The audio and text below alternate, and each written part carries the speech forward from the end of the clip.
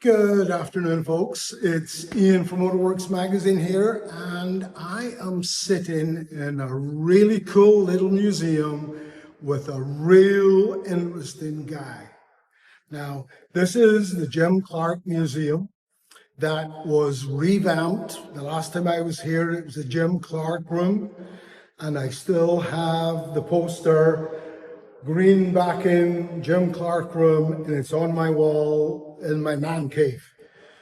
The guy that I'm with is this gentleman here, and it's Doug Niven, who was Jim's cousin. But in addition, he was one of the hottest shoes in Scottish motorsport. What do you say about that? Do you agree? Well, we gave it a best shot anyway, many years ago. Oh, you did more than give it your best shot. Yeah. You were known for your Fords, your Escorts and the Capri, but I think the fact that when you went to the VW V8, that was what that's your car. Yeah. That's what everyone remembers you for. I always liked V8 engines, and I always tended to buy somebody's cast off, somebody else who sorted the car, got it going, and then they wanted to move on to what they thought was something better. And I bought Mick Hill's VW at that time with a Chevy 5-litre V8 engine in the back.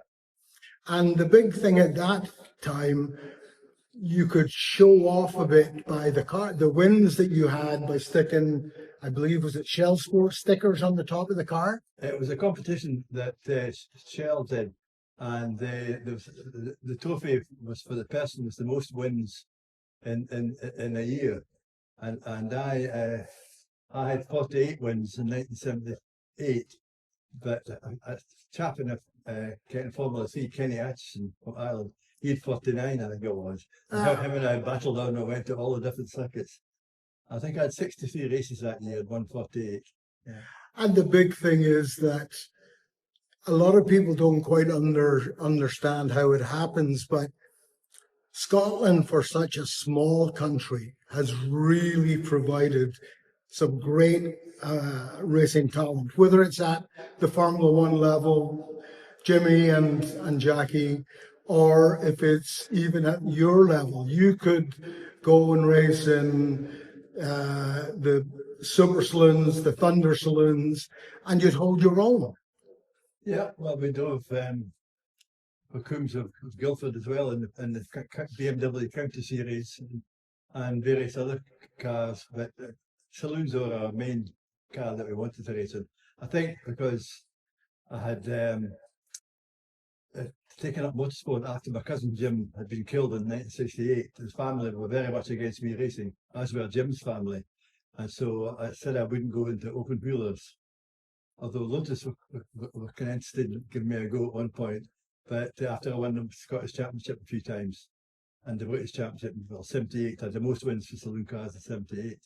But I think the saloon cars were fun, but the big and the super saloons where it was the biggest engine you could build, the biggest cars. You know, Ian Richardson had that 8-litre Corvair, Mick Hill, Jerry Marshall was Big Bertha. Yeah, all these guys are out there, and it was great fun. And we were the supporting race at the 1975 British Grand Prix at Silverstone, and you know everybody was there, and it was a fantastic year. You know, that's 50 years ago. You know.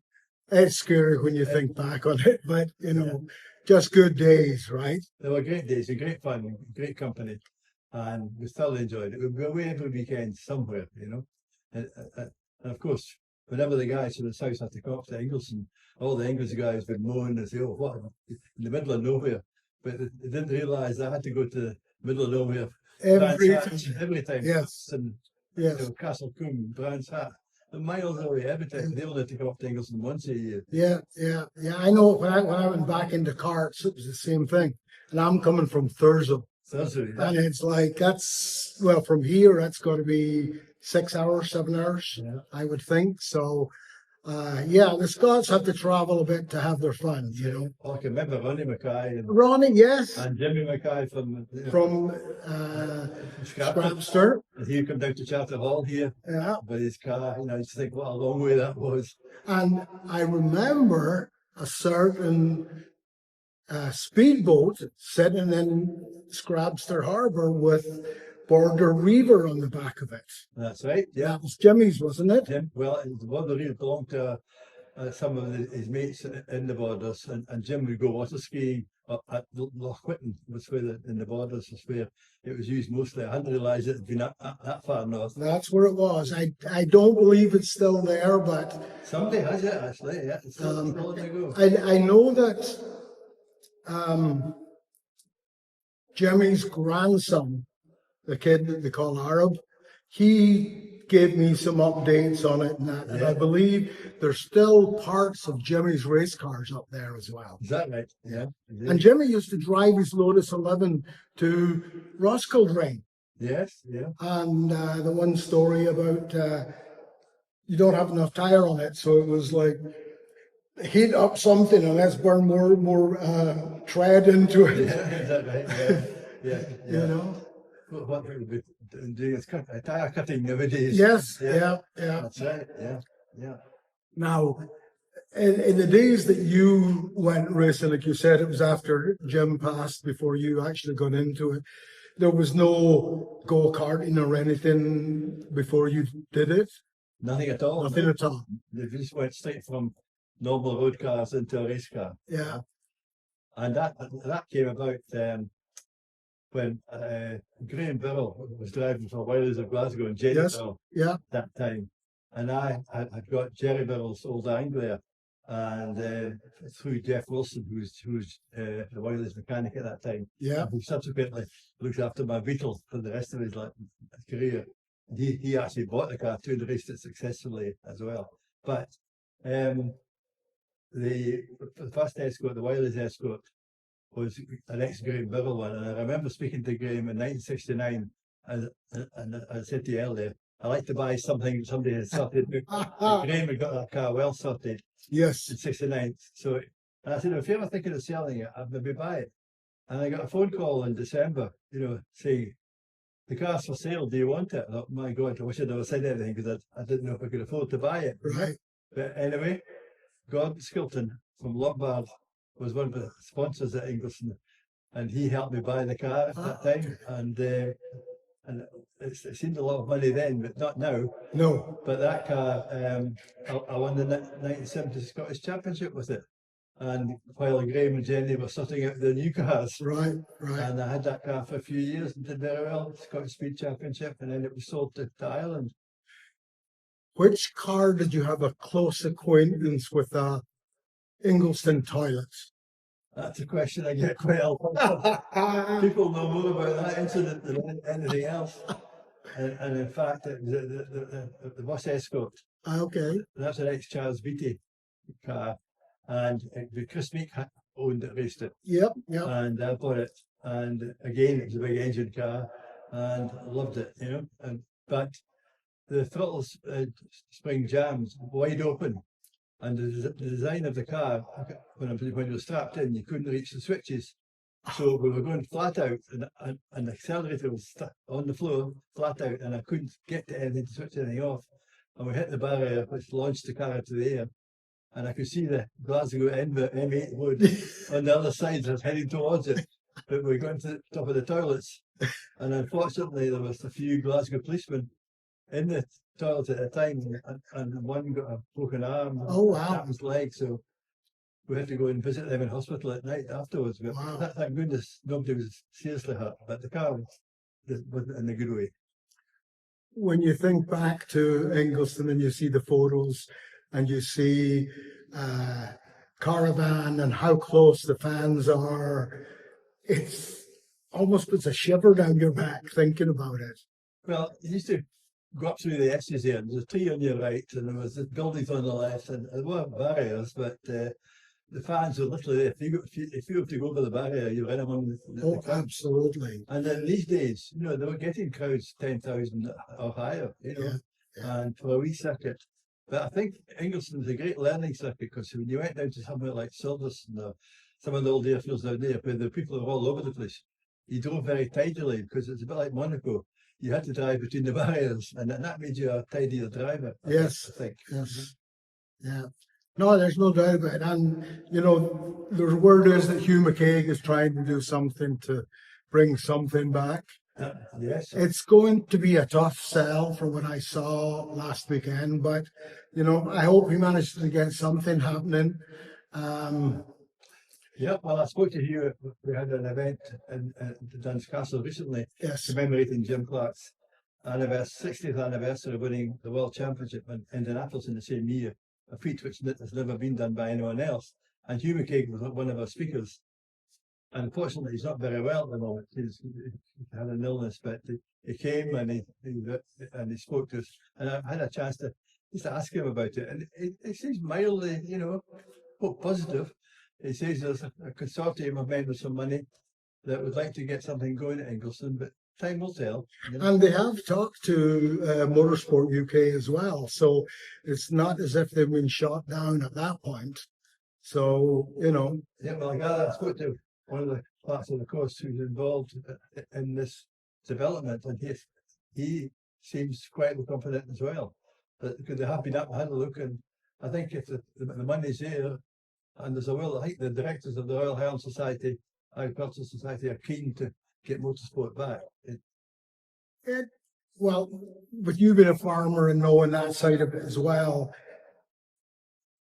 am I correct in saying it basically sits not doing a lot for a lot of the year?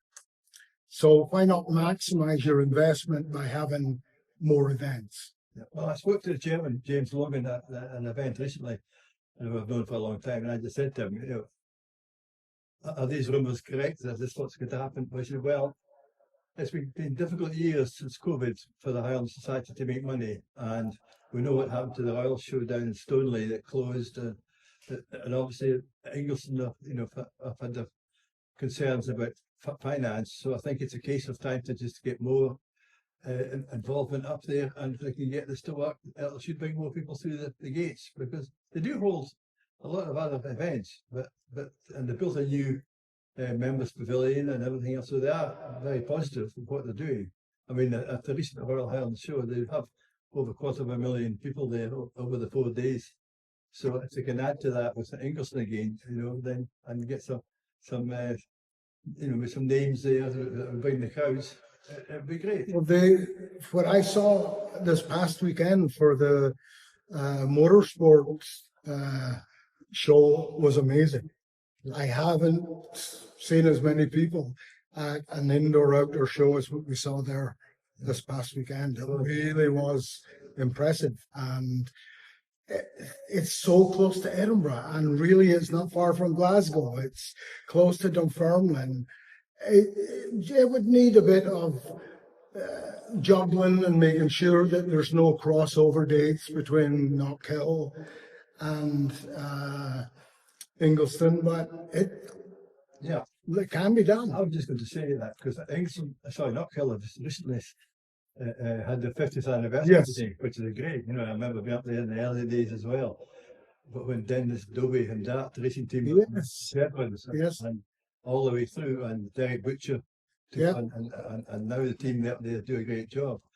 And I hope there's room for both of them to survive. But from what I'm gathering about Ingliston, they may be looking at more historic racing rather than that. But that I don't know. I'm not involved. Yeah, with them at all. Historical racing would be good, and it would be a great little track for what is now called time attack, which is similar to what sprinting was back in the day. And as you had said, a learning track. It's almost like what Jackie Stewart said: if you can drive Mosport and Mont Tremblant, you can drive anywhere in the world. If you can drive Ingliston, you more or less can drive anywhere in the world. Well, I know people said, how did you get that beetle around Ingliston? Because it's a big bit of a monster with 17-inch back wheels. But then, you know, there was lots of other big Formula Libre cars, V8 cars there as well. like Jock Russell and people like that. Yes, With yes. big cars, and you know, it was certainly manageable, and it was just great fun. What was Bill Dryden and Walter Roberts, Yep. some of these guys. Unfortunately, Bill Dryden is not well at the moment. His son was telling me that. I've Yes. been to see him recently Yeah. a few times, and he actually managed to come down to our event at Dunn's Castle, Oh, which was okay. great. But Yeah. yeah, Twiggy. Twiggy, yes, that was him, because he was one of our main competitors at the time. Oh yeah, yeah. But you won't get a nicer guy. You know? No. I remember talking to him. He worked at SMT, didn't he? Wasn't he there? Yeah. His father, George Dryden, was the general manager of SMT. Okay. But you know, as Bill said, we raced for many, many years, but we never once touched, you know, and even in a tight circuit like Ingliston. I remember the first time that I went with George Kogel to race at Ingliston, and Twiggy came up to him and says, "Listen, don't worry. We're faster than you. It's our job to get around you safely. You just stick to your line. Just don't change your line. We'll take care of it."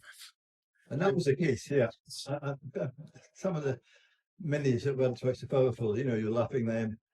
There was only once in the middle of the races that somebody did change the line. That's right. That was the end of the race. But Yeah. Once on the start line at the half shaft break, before the flag was dropped, and I tried to get him to move my car off because I was in pole position.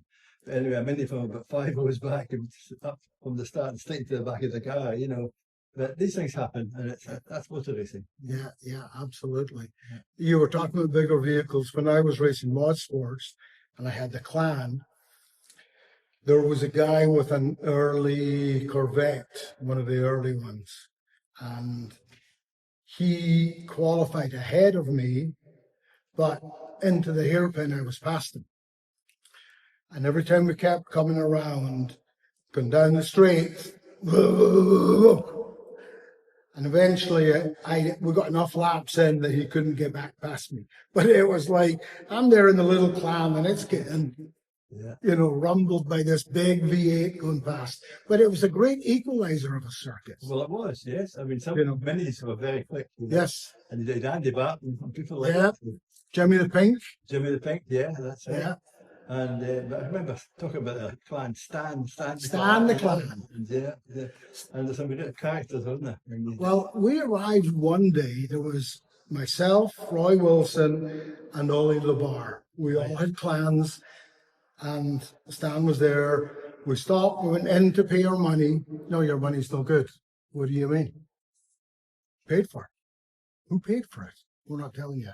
Yeah. We found out later Stan had paid all of our entry fees. Was that right? Yeah. That's the kind of guy.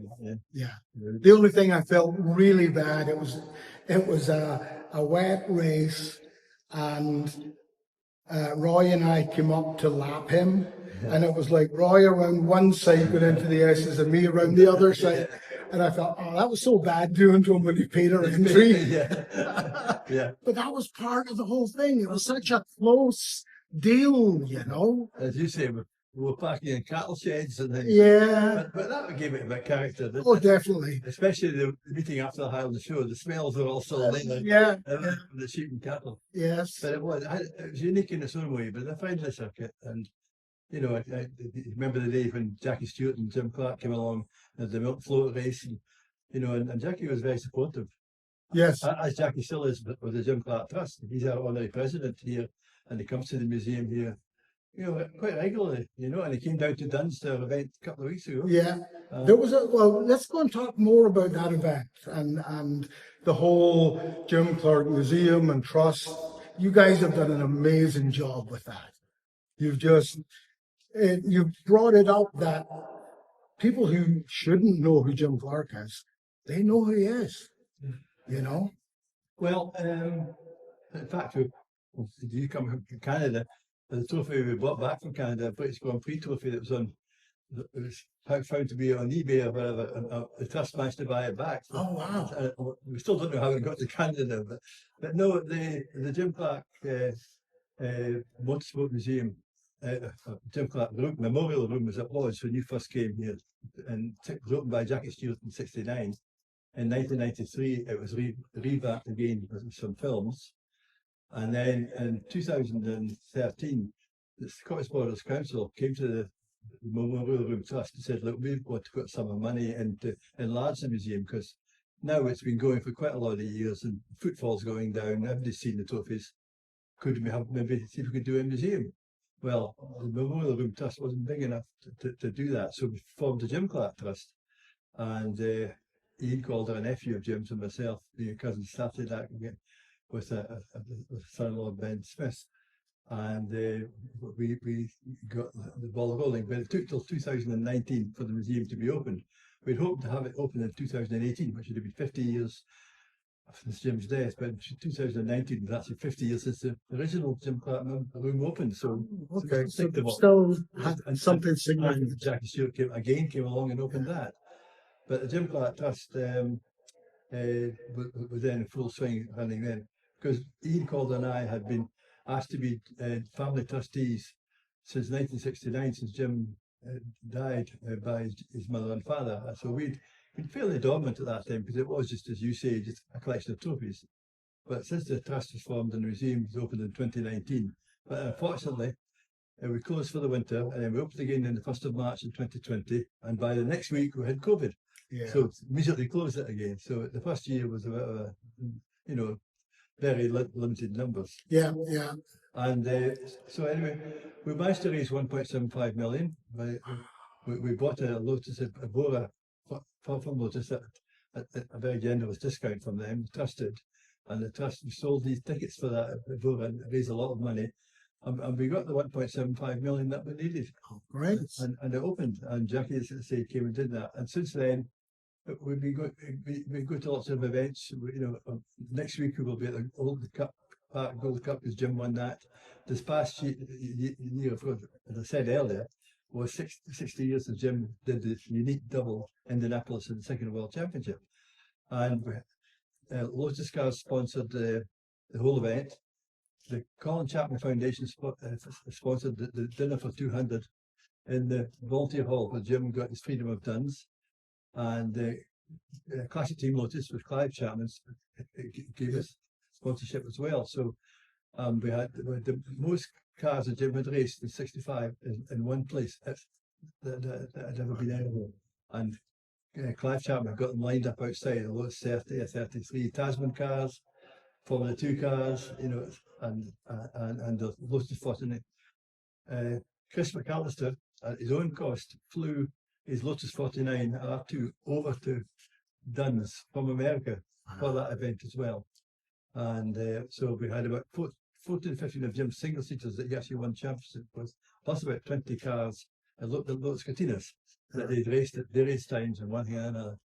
Interesting, we had one car, a Lotus Cortina, that was actually raced or driven by a racing driver, Roy James, who was a getaway car At the Great Train Robbery. Yeah. Yes. The car was here, and I'm told the mailbags are still in the boot. But we had lots of cars there, and interesting cars. Yeah. And that event, as Lotus said, I don't know how you better that, because we've never seen such a collection. But we are going to Goodwood for the revival this year, which is a tribute to Jim as well. And no doubt we'll see a lot of these cars there. Yeah. But in between times, we're going to Holland Villas in Switzerland, as we did 3 years ago, where Jim raced his IndyCar 38 under 21, 22, 21 it was, twice in 1962, 65. So Ian Calder and I are going back out there, because Jim is a featured driver out there. So because it's the 60th anniversary. Yeah. So it's a big year for the trust again this year. Great stuff. And Dario's been a big fan. No, he's a great supporter, yeah. And we had his Lotus Katina in here, and he came to the dinner recently and spoke excellently as well. Dave Richards also spoke, and we've had Jim's Formula One mechanics come a couple of times here. We were all very supportive, and says Clive Chapman, bringing his cars, and Nick Fennell, it's not here at the moment, but his Lotus 38, which is a 67 STP car, which was here for the event and in the museum, has gone temporarily to Goodwood, but it's coming back here. So Nick Fennell is another tremendous supporter. Yeah. I know I shouldn't maybe mention these, but because I'll have forgotten somebody, but there's lots of people that have made it all worthwhile. Yeah. For for the trust to survive and get cars. And we've got the Border Reavers D-type Jaguar here. Yes, yeah. The first car to do a 100-mile-an-hour lap in the UK in Wow. '58. So I mean, That wasn't around Crimmin, was it? not Crimmin, no, it's Full Sutton in Yorkshire. Okay. And that car was put in the back of the farm lorry the night before to be taken down to the circuit. Somebody inadvertently had turned the radiator one way. Somebody else thought it hadn't been done, did it the other way. We got 10 miles and it boiled and the engine. So they took the car off the lorry and drove it down to Yorkshire, slept in it that night. Ian Scott Watson, who was Jim's mentor, Yes. Yeah. went in front because the Jaguar didn't have very good headlights. Of course, no motorways in these days. No. Down to Newcastle, slept in the car, won 2 races, and then drove it home again. And that was, the Border Reavers for you. So we've got the history from the Border Reavers then, here, in the museum, taking us all the way through. And we've currently got a Lotus Cortina, Jim drove as well, in 65 as well. And so it's amazing. We try and circulate the cars, and people have been very generous with the cars. But quite rightly, a lot of the owners use the cars for historic racing, which is the best way to keep the cars going. Absolutely. Rather than shutting them away in a shed. That's Yes. the scene. Yeah. So when we can, we get cars into the museum. Yeah. Another name you'll recognize is Tony Charnell. Tony Hill, very much so, yes. I used to help run his kids in karts. Yes. And Duncan worked for ProDrive and he worked for Walkinshaw. Yes. And then he went to America and was on Eddie Cheever's team. And I sort of through Facebook and all that, I found out, and I was up there for the IMSA races, taking photos. And is there a Charnell kid here? Yeah, it's me. Yes. And he's like this big, you've grown bits, and I said, since I helped you. But we would meet up at IMSA races, and I remember we did a race at Barber, and it was combined with IndyCar. And him and I were walking in early in the morning, and we spotted Dario. Oh, right. So, and followed him in, and Dario was telling us about, at that point, he was just trying to buy a Lotus Cortina. Yes. And it was interesting listening to him. I was so running, man. I wanted that car, and it was like, They're like gold dust, these cars. Oh, absolutely. Fantastic, I remember Brian Robinson driving, had 2 of them, ex-Wax Lotus Cortinas. I had them at Ingliston in the 70s, Yeah. And I mean, they were not worth very much money in these days, And I remember one car that I had was a Ford Escort. It was an ex-Alan Man car. Oh, wow. And Wow. I think I probably paid £2,000 to £3,000 for it. It was, and I'm told it was sold at Bonhams for over $250,000 because of the history of it, XOO. XOO 346F. Vanguard had the 349F and I had 346F. But you didn't know that at the time, did you? No. I remember John Cleland. We met John, bumped into him at Sonoma. All right. Best laugh of my life. What are you doing here, John? You've got FIA on you. Oh, I'm the driver steward. Luckily, I had just had a drink of wine. Yeah. Because if I had it in my mouth, I would have splattered it all over him. And he says, I know it sounds wrong, but here's the facts. Think of it this way. All of these excuses that they come out with, I know them. Yeah. In fact, I maybe invented 50% of them. That's right. He sold his Chevron. Remember he had a Chevron B8? He did, yes. They sold that for under £10,000. That right. Yeah. Yeah. Amazing, isn't it? Oh, gee. What's that? $250,000, $500,000 car now? Will be now, yes. Yeah. Yeah. Well, I'm told the D-type Jaguar we've got in the museum here is now worth somewhere £6-7 million. Now that car in the Border Reavers days, when it sat in John McBain's in Chinsey, the garage for a year, and the mechanics pushed it out in the morning into the forecourt, pushed it back in at night, and I had it for sale for a year. They were asking for £800 at that time, and they couldn't give it away. They did eventually. Yeah. But they asked Martin DBR1 as well that was similar, and that's in the Simeone Museum in America now. We met a guy at Ingliston yesterday with the first production RS 1800 road car. Yeah. Good. Yeah. And he said a similar car that was number one just sold for £278,000. Isn't that amazing? Yeah. Oh, I wish I still had my RS 200, 2000 or my Mexico or your Batmobile. Batmobile, yeah, exactly. Oh, man. No, and I remember when I sold the Batmobile, the fella that bought it didn't realise what it was really, and it took all the wings off the car, and it's carnage. And I mean, now you just wish you'd kept it. Oh, my goodness. Because it's just amazing, you know. I do have a 1960 Lotus Elite at home that it's not got any provenance, but it was an ex-checkered flag. Oh, car. okay, yeah, yeah. And it's a lovely wee car to drive. But Yeah. And I've got a BMW, which was one of the 500 built for the German Tour Car Championship. Okay, yeah, yeah. And so I've kept that one, but Yeah. probably needing a bit of work done to it now. But after having let other cars go, you just don't want to let them go in case they have got a value. And I'm told they have now. But, Yes. Yeah, I think everything is, one of my other cars was a Saab 99 Turbo. Yes. Which there wasn't many made of, and because they went up to the 900, and I loved that car. Yes, yeah. No, they're good cars. Yeah. Well, I'll tell you what, Doug, I don't want to take too much more of your time. I have loved this reminiscing in a fantastic place. Thank you for keeping the memory alive. Same to everyone else. And this will be going on our YouTube, which will be Motorworks Media. And we will also be including it in the magazine, in print, and all of that type of stuff as well. So when everything is ready, we'll send you the links. That'll be great, Ian. Well, thank you very much for coming down to have a look around the museum and for your enthusiasm in motorsport and for just what you do. Thank you. And you also sent me the T-shirts and the mugs and everything else, which is, but I found it very interesting and nice to have, Yeah.